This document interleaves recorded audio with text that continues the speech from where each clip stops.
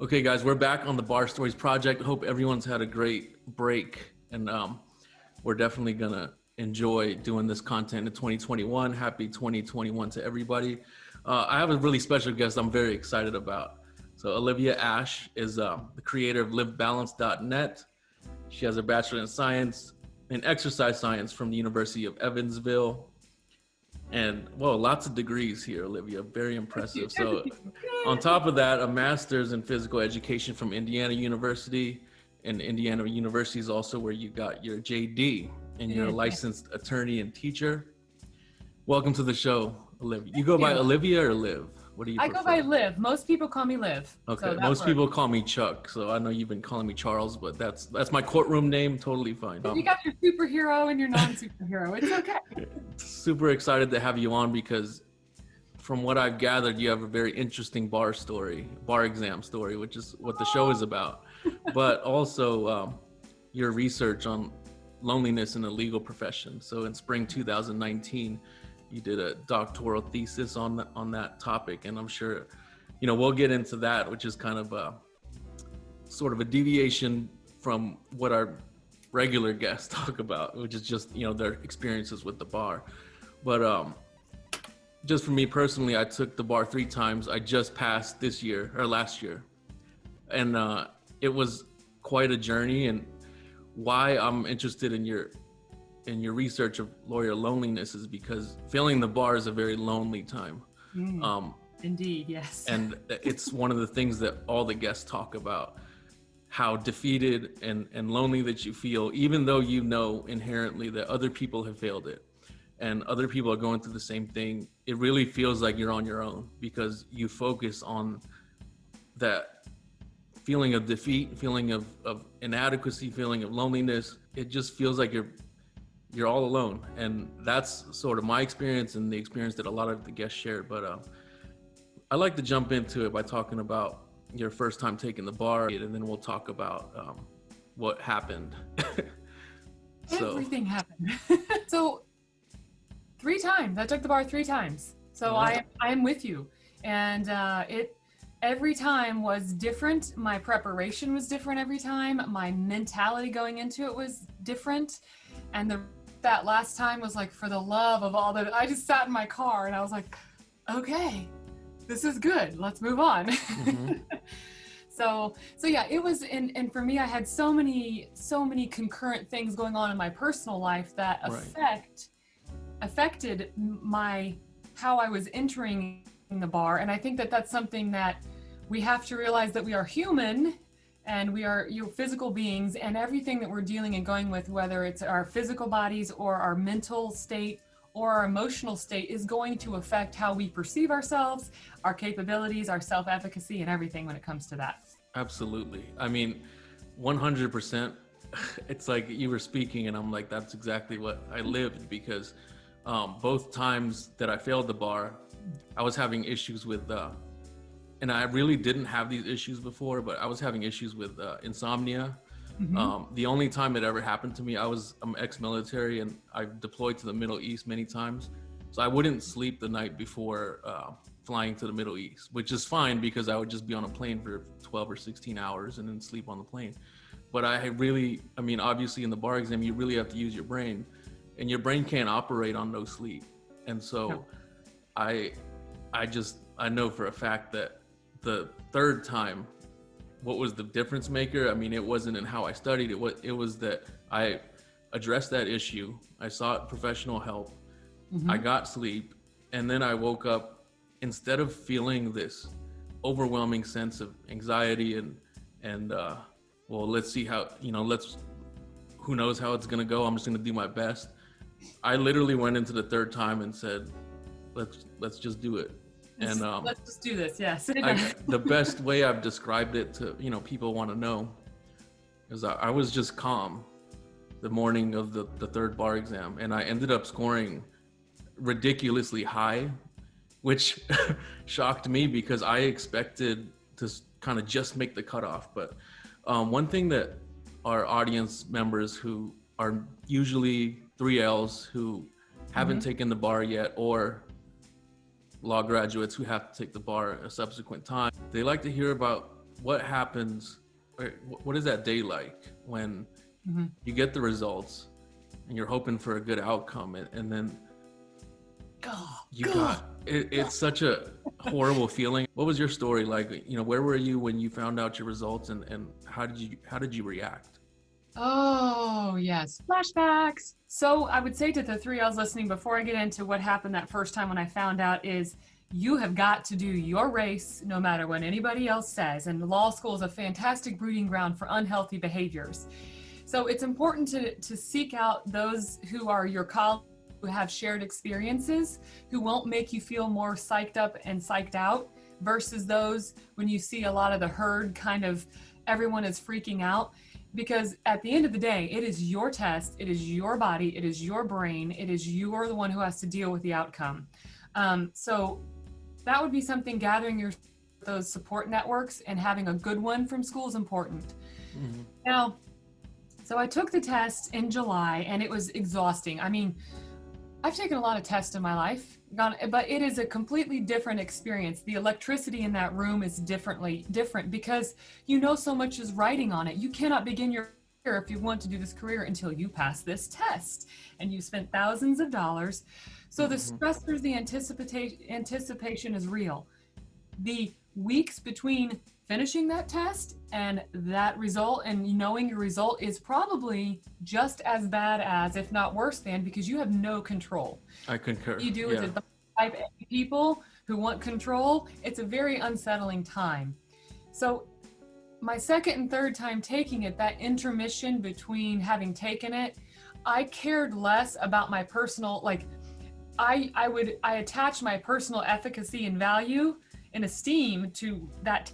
And yet I'm here, I'm 40 years old. I have had a career, I've had success.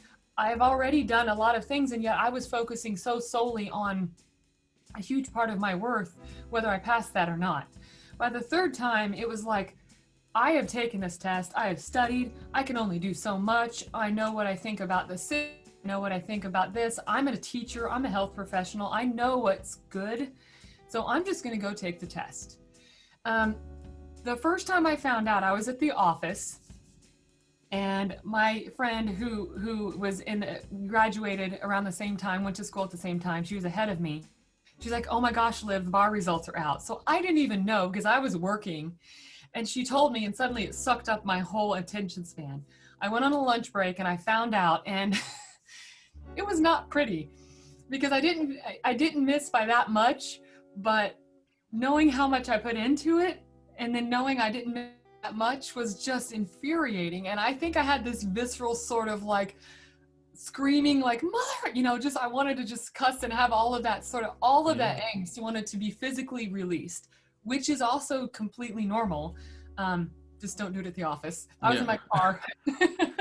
So were you able to continue your workday, or because truth be told, like I went home. I wasn't like distraught, but my judge, I was a law clerk, and my judge sort of told me it's normal for law clerks to take the day off because it's either going to be a celebration or it's going to suck. And I was like, Judge, it's not going to be a problem. And it kind of was. I can tell you, I actually don't remember what I did. So I don't know if I blocked it out. I remember I went on a lunch break, and I have a very flexible schedule, and my employer has been super supportive, which is huge to have that. It's a blessing, everybody. So I found out, I was on my lunch break. I actually, thank goodness, had a very close friend of mine who was with me and was listening to me as I talked through it. I was just, and he was so supportive, and he was like, you realize this doesn't define you. It is just a test. You realize what you were going through physically at the time. And I heard him say those things, but I was still really angry. But I felt safe enough to have someone that I trusted I could just express without judgment. So looking back, and I've actually not really talked about this with anybody yet, I am very happy about that because it was such a volatile emotional experience because of it was like the end of that. I went to school part-time and worked full-time, got divorced during law school. So there was a lot of stuff happening. Wow. Right before, the month before the bar, I finally got some diagnosis. I finally got diagnoses on a headache condition I had and I had a herniated disc in my neck. All of that affects your ability to study. Oh yeah. I had answers, and I actually considered not taking it the first time, but I'm like, I've already studied. I'm going to go see how I do. So that was the first. And I think it was just, I don't remember, frankly, what happened after that lunch break and talking to him about that.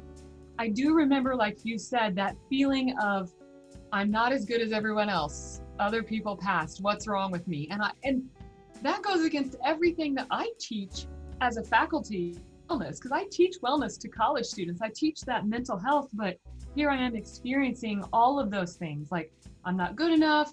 I should have done this. I could have done this. Yet knowing that's not defining, and yet still feeling that and seeing, I think it was of my particular friend group, it was 6 of us did not pass the first time. It was really bad. So Wow. I knew I wasn't alone, but it still felt awful. I felt like quitting because I felt like the odds were insurmountable. And every time you fail, if you look at statistics, which I'm sort of I don't believe in these statistics anymore, because when you look at the statistics, if you failed once and twice, your odds of passing a third or subsequent time is very low.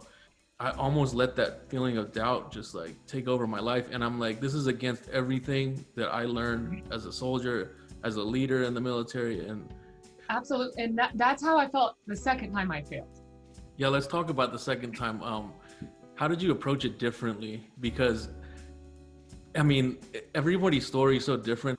You're but like, yeah. I mean, how did you approach the second time around, knowing that you didn't have a lot of ground to make up? I'm curious to know whether that's sort of a bad thing, because you kind of don't know like where you went wrong. And it was, you could use that and say, well, I don't have to do much more work because I was almost there. Round two. Well, for me in my particular situation, by the time round two came around, I had started addressing the physical issues. So I have chronic cluster headaches. I don't know if anybody, you know what those are. Chronic cluster headaches are called suicide headaches because they never end, and they're the ones that cause stabbing through the eyeball. Wow. And they never go away. And it causes severe side effects. And so I took the bar with that treated the first time, and knowing I had a herniated disc in my neck. Oh, and I also found out I had a hole in my skull that was causing balance issues. So here I am trying to read, and the part of me that's like competitive, and I was in Division I athlete, and I have, I'm same as you. I was in leadership positions. I'm like, I'm just gonna get anyway. I'm gonna be fine. What is it? I think I say this: you have got to zealously advocate for yourself as though you were a zealous advocate for your client. So I need to say, yeah, Olivia, you got through the test the first time. You were close in passing with all that happening. So second time I had surgery scheduled. I didn't have surgery to repair the hole yet in my skull. I decided to take it a second time because I told myself I would take it a second time no matter what. I started treatment on some new medicine for the cluster headaches to get that under control so I could actually feel the side of my face, and I could, work in amounts that without all that pain. I also worked on the neck issue that I had. So that was great. Unfortunately, the second time I was, my job is very busy. I love my job. Like I said, I have a great employer. I was traveling for work, and this is something I'm getting ready to share, and I'm not embarrassed. I was assaulted in January, right before the bar of 2020 at a hotel by two men. Wow. I was in the middle of the hotel, and I was grabbed by one man who tried to pull me towards the other man, and they were near the door. And unfortunately, with my pre-existing conditions, I was able to get away from them. They damaged and caused damage in my shoulder and my neck that, of course, I already had these issues happening. That's horrible. Then it was horrible. It's coming up on a year, and it's something that now I'm able to talk about and share, and I want to, because it's unacceptable. There's so many different, I think the important is the journey for me mentally and emotionally it was such an interesting journey, but that happened 5 or 6 weeks before the bar the second time. Wow. So I'm like, fantastic. Everyone has something they're dealing with, but for me, that just happened to be what it was. So then I'm the pressure of studying, and another time and feeling like are you going to be fine? Is it good enough? Is it close enough? Changed my study habits. I felt more comfortable with the material. I studied what I considered longer. I was feeling better physically. I was dealing emotionally with the assault ramifications. But I took the test and I actually scored less than the first time. Yeah, Like I had a same. wider gap. I didn't score as high the second time. And that I felt defeated. I was like, Yeah. I felt like I knew the material better. I felt like I had studied it better. I felt more calm. I went into it feeling better. And yet I didn't score as high. And I was like, I'm done. I am done. That's frustrating. So frustrating. And from a research position, I knew the thing that made me frustrated is knowing how the test is done. It is not the same test every time. So There you go. again, how can I be myself when I actually can't compare apples to apples because it's not the same test? Yeah, I was gonna point that out because I remember taking my second bar exam and walking out of there like that was totally different than the first one. And I didn't expect, I feel like my first one, I had a better shot if I feel like that was a fair test and it was what you should expect. And I don't know if you kind of delved into the rabbit hole of essay predictions and all that, but in February when I took my second one, those predictions were totally off, and I, on top of the sleep issues, it was like, okay, I don't have a shot, but I did improve my MBEs, so that was the only bright spot so I understand what it feels like to have to go at it again a third time, and like I said, I almost just wanted to give it all up, but to go through what you were going through, I mean, I couldn't even fathom, because what made me feel worse about the first time is that I had personal friends who had a lot going on. I mean, not nearly as much as you did. So it made me feel worse in a way, because I'm like, well, all these people had stuff going on, and I was literally like at home. I lived by myself. I had all the time in the world, and I felt like, what is going on? But to go at it again a third time, tell us what the approach was, and then how what you think sort of put you over the top into a successful outcome. Oh, well, let's see. Third time's a charm. So, yeah. So I found out I didn't pass in April, and we were already in quarantine, in 2020. And I'm at home, and I'm an extra people person. So that was stressful. And I think we need to give ourselves grace for that, because that has changed the world, let alone individuals who are highly hypervigilant. So suddenly we're all by ourselves and we're completely consumed already with these emotions that we're feeling. And for those listening, it's okay and you're not alone, first of all. So that's when I was like, I'm done. Absolutely not. Well, in Indiana with quarantine, I was done. I was like, look, you have got so much to do. You have other career paths. You can use this in a different way, because I was just tired, like totally tired. I didn't want to mess with it anymore. I didn't agree with the system. I didn't agree with the way it was done. If as a teacher, I would never test that way. And I thought it was just ridiculous. And I didn't like what it did to my friends and myself, because other friends, most of them didn't pass a second time. And I know these people, smart, intelligent. We all work full-time jobs and we're helping people every day. And yet this is keeping us from doing what we want to do and what we can do well, because it's a test. So third time comes, and I wasn't going to do it, but Indiana changed the way that they did the bar the third time, and because of quarantine, because of COVID. And I was like, I was so frustrated. I'm like, I'm not going to do it. And then one of my brothers, he goes, now, Olivia, you realize that the way that they're going to test now plays to your strengths. So you're going to do it, right? And I was like, he's right. I was just so done with it that I didn't want to think about it. And then when I stopped and again listened to some counsel from a trusted source, I decided to just focus, knowing I felt better. I felt like I had it because they changed the test to play to my strengths and the things that I scored high on before. So I'm like, if I'm going to try, I'm going to try it. There's no harm in trying for a third time now. It's not the same format. And I think it's a better test of what an attorney does every day.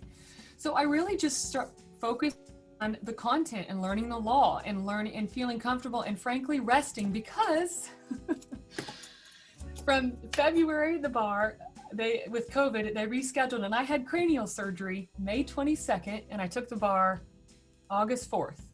Wow.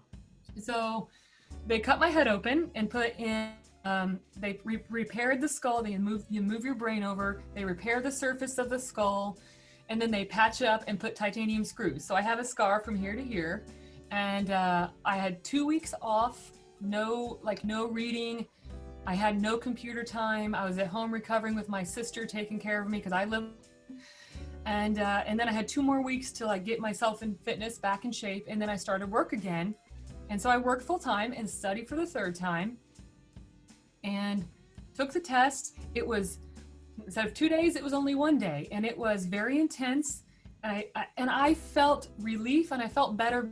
I had just let myself heal, because I kept trying to push myself, all right, you only have 6 weeks before this.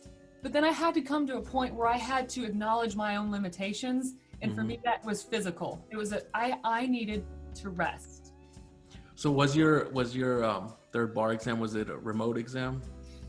It was a remote exam.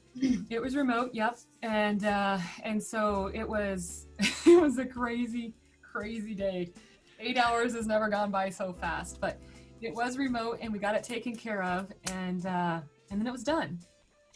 Yeah. So what was it like when you got the results that you had passed the third time? Because there's some really interesting takes on this, and I'd like to hear yours. So I was in my car talking to my mom, or maybe something like that. I was getting ready to go somewhere, and I got the email, and I had this, my heart started beating. I'm like, holy moly, here we go. So I just opened the email, and I read, I'm happy to say that you successfully passed, because you open those other 2 emails and you're like, sorry, try again, passing the game, and I sat there and I was just like, okay, I think I may have cried a little bit, but I'm one of those, I'm such a goer, and if I'm focused on something, it doesn't hit me until later. And I was happy, and I told my mom, and I called my friend, and and I knew, having gone through it, that there were people who didn't pass. I knew my friends that did pass, and I knew what was going on. So it was probably a time where the wisdom of what I had gone through applied itself more to kind of give the space for myself and my friends to access the emotions around it. And then I think I probably was happier later, and more yes, finally, it's actually happened. And it's even still sinking in. I mean, I passed, took it the 4th, I was sworn in on the 20th of September. I was promoted. I'm associate general now. So my job has I've got a lot going on, and there's still some days it's like, you passed the bar, you did it, you're done, you're an attorney, you're practicing, you're doing it now. And I think that that's not uncommon for the training we've gone through. And okay, one thing I'd like to talk about is the good thing about passing was that a lot of people reached out that I didn't even realize that were in my corner the whole time. Yes. Because I think just naturally, and I totally get it, people are kind of like, what do you say to somebody that didn't pass? It seems cliche, and they you don't realize that they're really behind you, because they want to give you that space.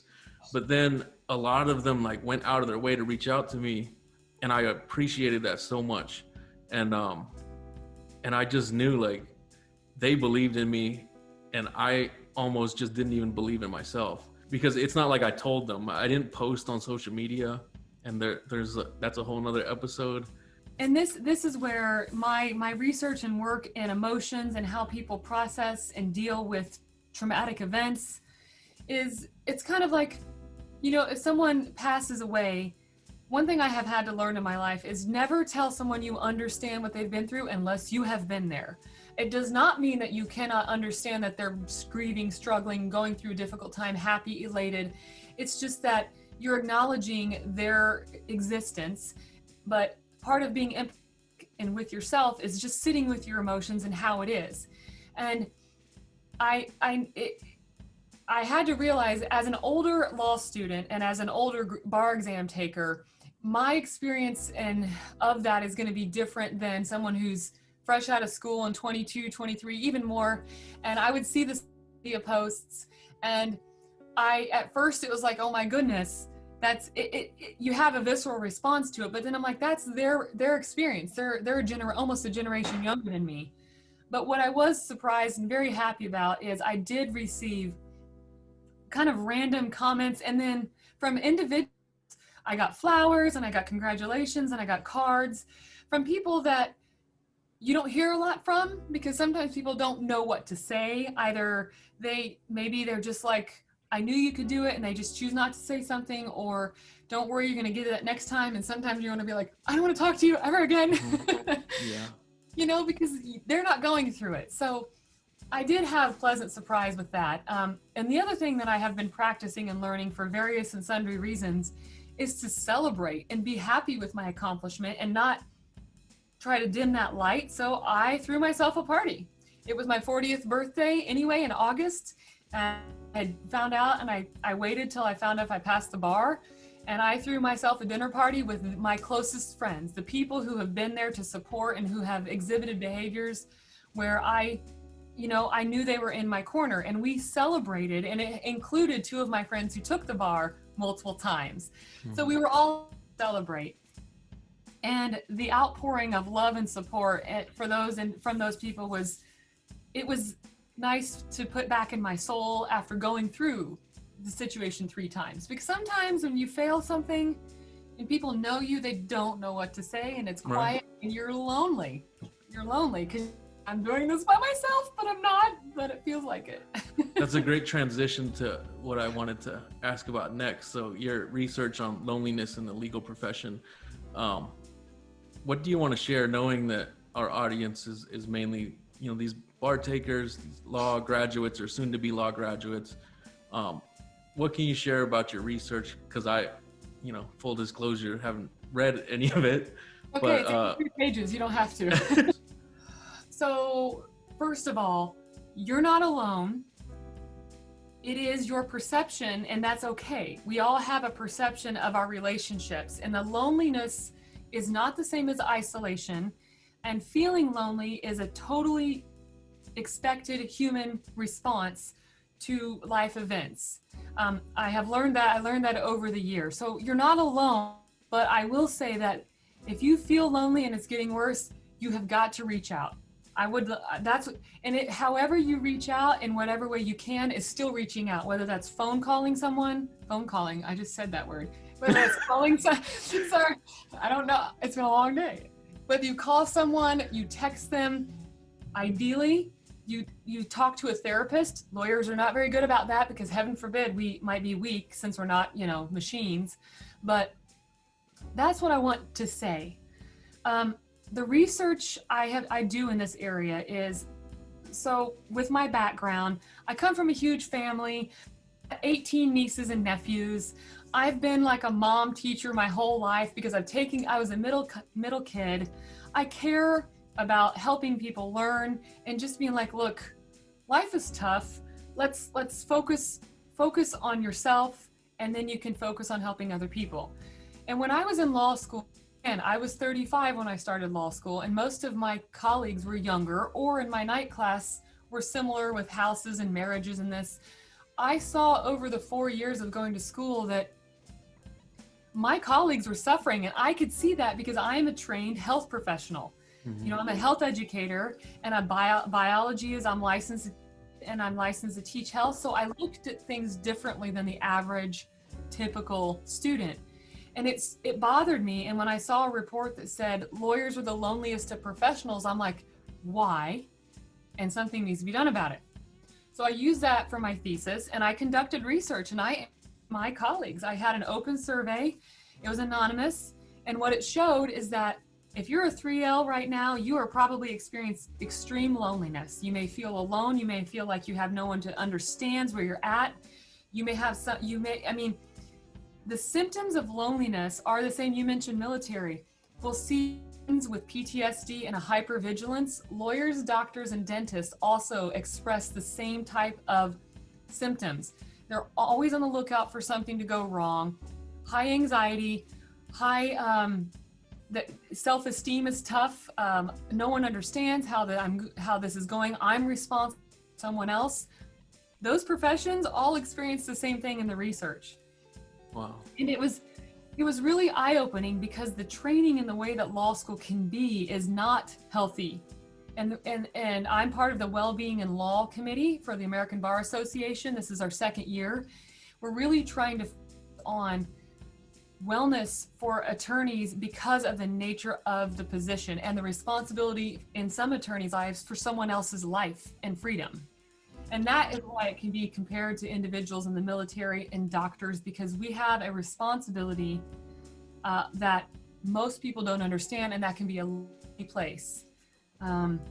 So loneliness, guys, loneliness is basically your perception of the discrepancy between where your relationships are and where you want them to be. So maybe you really want a good, healthy romantic relationship, but you just don't have time and it's not the way that you want it to be, and you're lonely because of it. You may have several social friends. You may have several people in your web, and you're not isolated, but you still feel lonely because you're seeking a quality of relationship that you don't feel you have that need met yet. That's what loneliness is. And Wow. when you begin to get more educated and you begin to deal with things that fewer people deal with, that can enhance. And my research showed that by 3L, 4L, you're experiencing high to moderately high to high levels of loneliness, which have massively negative consequences on your mental health, your sleep, anxiety, and your blood pressure, blood sugar, etc. That's pretty much, so I'm continuing my research because now with quarantine time, perfect. Everyone in the world is now understanding a little bit more about what it means to be lonely.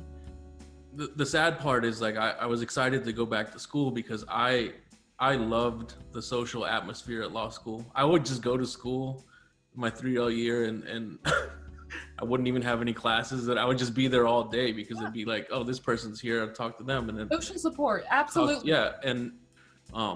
And I think that it's going to be really relevant, and a lot of people are going to listen to this and know, like, yeah, that's what I'm experiencing as a law student in this online age. It's an incredibly unhealthy. It can be very unhealthy. So it's even more important to be vigilant about self. Yeah. And self-care is broad term. Sorry, I didn't mean to interrupt you. I just no, please. Yeah. So I think the self-care part is one that I struggled with for a long time, because I guess I was socialized into believing that you just have to, like, tough it out, and that was the thing. Like, if, like, for instance, if I we have to work out every morning when in the military for PT, and if I show up in the morning and say, like, oh, something's wrong with my ankle, so I can't run today, I'm gonna be, like, tortured for that. It's like you have to just push through this. After the second time of not sleeping before a huge exam that I paid a lot of money for, I'm like, there's a problem here and it's time to address it. And I just feel like one thing I like about this generation is that they're not shy about addressing those issues and discussing them and accepting those issues. Whereas I feel like in my generation, probably similar age range as you, it was more like trying to be tough. Yeah, to be tough. There was an absolute stigma placed on the perception of being weak. I mean, I'm a female, and it is different and males generally in the socialization of men have always got to be strong and women also have to be strong. But one thing I tell my students when I teach them about teaching health, because I teach a curriculum course for new teachers in health, every student you encounter is going to be its own society. And when you think about that, you have a society, and generally you got to be tough, you got to work hard for your dreams. But then you can have families, and every family structure, a child is coming out of its own real society. I mean, did you have a parental figure who said you're never allowed to cry, you're never allowed not to be perfect? Or did you have someone who said, look, you're human and this is the human experience, and it's okay if you have bad days? So again, my encouragement to law students is that you are not what you came from. You are your own person, and you have to take care of yourself. And to think that we are infallible is the first step in guaranteeing that you're going to have a hard fall. Now, whether you can pick yourself up from that is you may have to find out, but you can start practicing self-care. And when I say self-care, I mean take a walk, paint. I'm a painter. You'll see that on my website. Painting is one of my biggest therapies. I love expressing creativity. In research that I realized when I was talking about how loneliness affects law students in the process of law school, there was a quote, and I'm going to sum or paraphrase it, and is that basically students will enter law school with all of these gifts, and law school is really good at reminding them that they don't need to use those gifts. They need to figure out what they're never going to be good at. Instead of enhancing the gifts that they have, maybe they're a great speaker, but they're not a good writer. Well, or maybe they're great at writing, but they're not good at speaking. Instead of saying, well, you need to be better at this all the time, let's take what people have and constructively work to make them better, because it takes all kinds of strengths to be successful in this profession. And then the other quote that I'll never forget was basically, law school has a way of, I guarantee you, by the time you come out of law school, you're going to feel more stressed, depressed, upset, and self-critical than you ever were when you went in. And I can tell you the loneliness increases for sure, as does all of the other studies about going to law school and taking the bar. And, you know, lawyers have generally higher anxiety rates, alcohol and misuse rates, depression is very high, especially with men. So acknowledging those things and saying, if you're listening right now, being like, yeah, she kind of sounds like she knows what she's talking about, and I haven't done this. First of all, it doesn't mean you're a bad person. It just means your body is telling you that you need to take care of it. It is it's quite an arrogant thing for our society to think that our brains are not part of our bodies when we think about mental health. And to your point, this generation is better at addressing that than mine. Our brains are responsible for every decision we ever make, let alone how our body functions. So it too needs to be taken care of and can become ill. And you'll see that manifested with emotional responses and lack of sleep and everything that we've talked about. So yeah, take care of ourselves. Just a little bit. I did some neck exercises, breathing exercises before this call, after I had 5 hours of HIPAA law and some other things I was doing, because I just needed that break and that self-care. Yeah, I'm really excited to share this content with these students, because I'm sort of like thinking about ones that I've talked to recently and what they're going through as 3Ls, as law students. And some of them are taking this February bar, and in our jurisdiction, it was sort of, it was planned as an in-person, and now it's going to be remote. And they found this out like while they were doing bar prep, early in the bar prep phase. So it's kind of like, it was this big fiasco. Oh yeah. As somebody that passed the remote exam, I actually got to talk to a lot of them through Amanda Bynum and tell them, look, that remote exam, it wasn't easy by any means. It was a 44% pass rate, but I feel like there's something that you all need to know, is that you're getting an environment of your choosing, and that's a plus on your side. Right. It's distraction free. And if you can't, if you don't have that environment at home or in the office, the Supreme Court will accommodate you in some courtroom or something like that. Mm-hmm. And that is a huge plus, because a lot of these guys haven't taken it before. I'm like, imagine going to a huge convention center with 500 to 600 people, and before you take the exam, you have to just sit in a waiting area with all of these people who look like they're so stressed that they're ready to choke somebody out. Oh, and or then my they put kids are you. like, oh yeah, they're like, oh, I'm sorry. I think one person goes, I hope I didn't just throw up my Adderall. And I was, Yeah. the And then first they time put around, I you was in like, oh this my room. God. They put you in this gigantic room of tables and chairs. And then 2 hours later, maybe the exam will start. I'm like, no, guys, you wake up in the morning, you know what time your exam's going to start. You flip open your laptop, hopefully you restarted it and everything, and then you take it. That Mm-hmm. is an advantage. And I understand that there's, maybe some disadvantages, but I feel like there are advantages that you guys are overlooking because Right. of, we just want to react to this Well, and news. that's the thing. Laws at this point in your career, you're so wound up because of all of what we've discussed. What you are talking about is focusing on what you can control. We can only control so much. So if the courts decided it's remote, and if they have given you this, then you focus on what you can control, because that will help your your fight or flight response calm down in your body, and therefore you'll be able to focus better. And that's where I have learned, and I'm in a unique position with my background in education and health and wellness to be able to bring this now, because I'm also an attorney. So I've been there, I've done that. I know what the body, know what the practices are and what you need. So focus on what you can control, and that can be so hard. I know it's overwhelming, but truly, if that means you get your butt out of your chair, you go listen to a song you love and you breathe for 3 minutes, that is self-care, and it's a start. And I think that that's where I am good at thinking I have to have everything perfect before I can start something. That's not how it works. You have to start, and it will get better, and you'll have successes, and you'll feel better about your little successes, and then you feel better, and it's not such a huge mountain. Speaking as a perfectionist.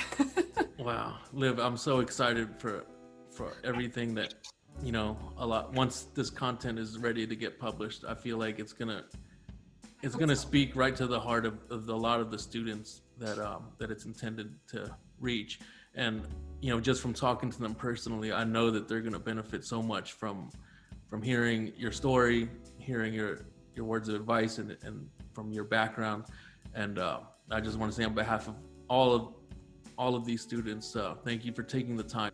And I feel like it's going to be helpful, because I know that I've sort of like watched a lot of YouTube videos or podcasts, or listened to podcasts, and there's a lot of times where even in doing that, something will come across to me as like, wow, I needed to hear that. And I have a really good feeling that this will be one of those things for a lot of students watching this. So thank you for coming. And you're welcome. You're welcome. Thank you for asking. Yeah, congratulations on your amazing achievement, because what an incredible journey it was for you to persevere and to achieve this milestone. And first of all, thank you, and congratulations on your success in getting through it. And I think we have to provide space that every person's experience is different and unique, and to compare ourselves. You'll hear some attorneys compare that attorneys that do the work I do, which is advising in a private business, isn't the same and is not as good as being in a courtroom. That's ridiculous. It doesn't matter. It's not about comparing yourself to someone, because when you got in the real world, you have life to deal with. So focusing and acknowledging those strengths and what someone else has gone through is very important. But no, asking, I really hope it helps. And for those who are listening, I teach college students. I teach the students that are 22, 23. So many of you may not be at that age. You may be older, or you may be right around that age. So I hear this from non-lawyers who are talking about managing their stress of just being an undergrad or graduate student. So again, know you're not alone, and it's across the board. And I hear it from my friends who will call me and be like, you're the health person in law, so help me with this one. So yeah, I just hope it resounds with everyone, and they can always contact me. You can go to my website, send me a note on the Contact Liv page is always something that they can, if you have a question, you want to learn more, there's resources out there on my research and everything. Yeah, I can attest to this, because this is how I contacted Liv for this episode. Did I forget to reply? Yes. Well, we were going to leave that part out, but you brought it up. I contacted Liv, and she was totally responsive right away. And I just feel like I'm gonna put the link in the description, also down below. So livebalance.net, awesome resources, and what we talked about with Liv's research, you could read about it there. May 17th, 2019. I'm looking at it. Is that's when it was published? My research paper? was, my thesis was published in May 19 of 2019, but I am working with another author in the neurobiology of loneliness in law students. And so we're hoping to publish in a journal in a couple months. So it'll be updated. Yeah, if you need some, if you need some people to talk to about that, I think I have a pretty good amount of students to refer you to. I may ask you an update on that. All One. right. So we'll see how things go. Okay. Liv, thanks for joining us on the Bar Stories Project. Guys, stay safe out there, stay calm, and you're going to be just fine. You're going to be just fine. So we'll see you next time. We'll see you on the next episode. Take care. We hope you've enjoyed this episode. Be sure to like and subscribe to the Bar Stories Project's YouTube channel so that you don't miss out on any new content.